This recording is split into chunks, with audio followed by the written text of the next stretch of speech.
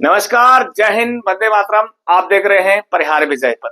तो आज फिर ओआरओपी ही की बात कर लेते हैं, क्योंकि पूर्व सैनिकों का मानना यह है कि प्रधानमंत्री जी रेलवे को 70 दिन का बोनस देते हैं और दीपावली जवानों की पीठ थपथपाने आ जाते हैं।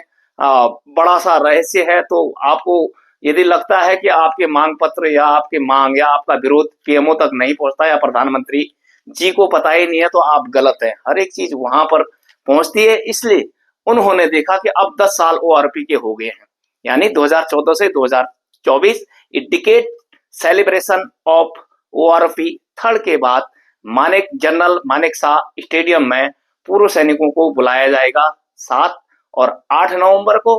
और बहुत सारे पूर्व सैनिक वहां पर जाएंगे भी और उनकी भी पीठ थपथपाई जाएगी और वो यही कहेंगे कि बहुत अच्छा हुआ, हम लोगों को काफी बेनिफिट हुआ। जबकि सच्चाई है कि जो मैं आपके ठीक सामने खड़ा हूं, बोल रहा हूं परिहार विजय पद पर, के एस परिहार। 2021 का मैं रिटायर हूं और 2014 के रिटायर जीसीओ से अभी भी हम लोगों की पेंशन 1130 रुपया बेसिक कम है, क्योंकि 31,500 यानी 500 मात्र बढ़ा। इससे ज्यादा तो ब्राह्मण को दक्षिणा देते होंगे आप।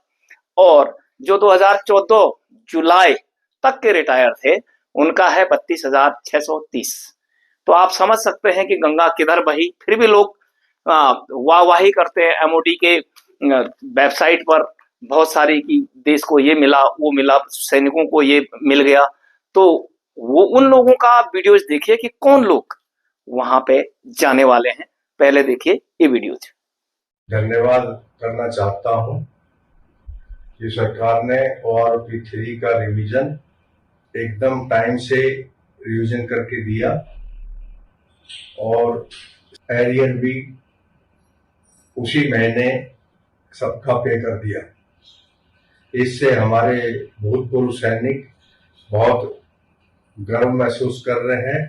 उनका मोराल इस चीज से काफी हाई है और सरकार का धन्यवाद करती। पहली ओआरओपी 1 जुलाई 2014 में लाई गई तथा उसके बाद 2019 तथा 2024 में संशोधित की गई। इससे पेंशनर्स को काफी फायदा मिला। केंद्र सरकार इस स्कीम को लागू करने। चलिए अब बात करते हैं कि एमओडी का 23 अक्टूबर को जो लेटर जारी हुआ कि प्रधानमंत्री जवानों से मिलेंगे। सभी राज्य केंद्रीय सैनिक बोर्ड, राज्य सैनिक बोर्ड और जिला सैनिक बोर्डों में से दो दो चुनिंदा लोग वहां पर डायरेक्टरों के साथ जाएंगे और पहले दिन 7 तारीख को मुलाकात करेंगे, अपनी समस्याओं को रखेंगे, बातचीत करेंगे। लेकिन आपको मैं एक चीज बता देता हूं, मैं जेएलए ए क्लास एकेडमी का इंस्ट्रक्टर भी हूं। वहां पर पढ़ाया जाता army and media, HD1 and MO11। सवाल जवाब पहले बनाए जाते हैं, क्या बोलना है क्या नहीं बोलना है, उनका जवाब सवाल प्रधानमंत्री जी तक पहले ही पहुंचा दिए जाते हैं। यदि पूछा भी जाए तो उसका क्या जवाब देना है। इसलिए आप सिर्फ ताली बजाते हो, और खास करके सर्विंग सोल्जर तो होता ही ताली बजाने के लिए, वो बोल ही नहीं सकता। एक्समैन भी जो बोलने वाले हैं, क्या किसी को बुलाया जा रहा है? क्या गौरव सेनानी संगठन देहरादून को बुलाया जाएगा, या जो दिल्ली में बड़े बड़े संगठन जो विरोध करते हैं उनमें से किसी को बुलाया जा रहा है? नहीं, वहां पर वही बुलाए जाएंगे जिनको बुलाया जाना चाहिए, ताकि देश में एक प्रेजेंटेशन ये भी जाए कि प्रधानमंत्री जी मिले एक्समैनों से, कहीं कोई समस्या नहीं है। तो यानी कि 7 तारीख को मानेकशॉ जनरल मानेकशॉ स्टेडियम में सेलिब्रेशन होगा, मुलाकात होगी। 8 को विभिन्न प्रकार के पॉइंट सुने जाएंगे। ईसीएस समस्या, इंटीग्रेटेड सैनिक विश्राम गृह तीनों सेनाओं का भी इंटीग्रेटेड हो। इसके अलावा कार्ड बनेगा, जैसे बड़ा कार्ड होता है कागज का, पीवीसी कार्ड। उसके अलावा स्वास्थ्य ईसीएस बता दिया व्यवस्था, राज्य स्तरीय पर एक आपका स्टेट लेवल पर निगम बनाएंगे जो सैनिकों की देखभाल करेंगे, उनकी समस्याओं को सुनेंगे। इस प्रकार के कुछ चीजें फायदेमंद भी होते हैं, ऐसा नहीं कि हर एक चीज, लेकिन जो बेसिक चीजें हैं जो देना चाहिए था, जिनको 57 से 60 साल नौकरी, बार बार कहता हूं, उनको बीच में डाल करके एक गलत विंडो देश को दिया गया।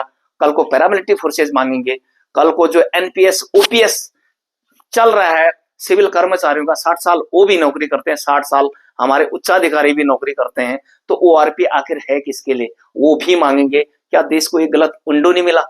क्या हम ही लोगों को अगर शामिल 25 यानी 35 से 50 साल तक जीसीओ जवान रिटायर होते हैं, एसएम साहब लास्ट 55 साल तक, तो उन्हीं लोगों के लिए होता, कम मिलता, ज्यादा मिलता, कम से कम एक गलत विंडो देश के लिए नहीं मिलता, एक गलत संदेश नहीं जाता, और आपस में इस प्रकार की जीसीओ जवान और अधिकारियों के बीच ये कॉन्फ्लिक्ट भी पैदा नहीं होता।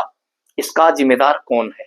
यदि पॉलिसी यानी अधिकारी रिकमेंड करते हैं, मेरे जैसे लोग तो वहां नहीं जाते हैं, इसी सेलिब्रेशन में ही नहीं जाएंगे, तो जब सीपीसी बैठती जहां जिधर हाथ डालो वहां गड़बड़ है, उसकी कभी बात करेंगे सर्विस मैटर की। तो फिर रिकमेंड करता कौन है? रिकमेंड करके ब्यूरोक्रेट्स पॉलिसी तैयार करते हैं, एक निश्चित बजट। आर्मी यानी डिफेंस का बजट हमेशा नॉन प्लान बजट होता है, कोई नहीं चाहता कि इस पर खर्च हो, अन्य एजेंसियों को दिया जाएगा, अन्य डिपार्टमेंट को, तो वो कमा के भी दे रहे हैं, यहाँ से कमाई नहीं होती है। हालांकि देश रक्षा सर्वोपरि है, इसलिए उस बारे में क्या कितना सोचा जाएगा वो बात की बातें हैं।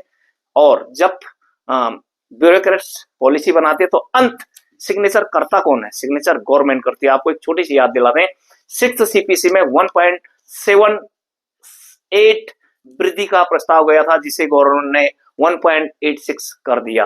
लोवेस्ट पे, जहां पर सरकार की 302 सीट यानी सब कुछ उनके हाथ में, सबसे लोवेस्ट वेतन 14.27 ही बढ़ा। सवाल सरकार का समर्थन या विरोध का नहीं है। यदि सरकार काम मोदी जी देश के अन्य सामरिक महत्व के लिए अच्छे नहीं होते तो 3 बार शायद ही प्रधानमंत्री देश उनको चुनता, सवाल ये नहीं है। लेकिन खर्च वहां कर रहे हैं जहां से कुछ आ रहा है। 95% पैसा बड़े उद्योगपतियों के पास है, बाकी का उच्चाधिकारी जो निचला दर्जा है, बहुत अच्छी बात है कि बीपीएल एपीएल बना रखा है, उनको सुख सुविधा है, लेकिन मध्य वर्ग केवल टैक्स भरने के लिए है या नहीं? तो वीडियोस के अंत में यही कहना चाहता हूं कि धैर्य बनाए रखें। इसी उत्तराखंड की बात, जो आज उत्तराखंड राज्य बना है, न जाने कब से मांग थी, सालों से, बहुत वर्षों बाद 2000 में उत्तराखंड बना। देश जब आजादी की लड़ाई मंगल पांडे ने लड़ी होगी 1857 में, तो फांसी की सजा हुई। सरदार भगत सिंह जी भी 1931 में, उनको भी फांसी हुई, लेकिन अंततः देश को आजाद होने में लगे 90 साल। इसी प्रकार किसी भी क्रांति में समय लगता है।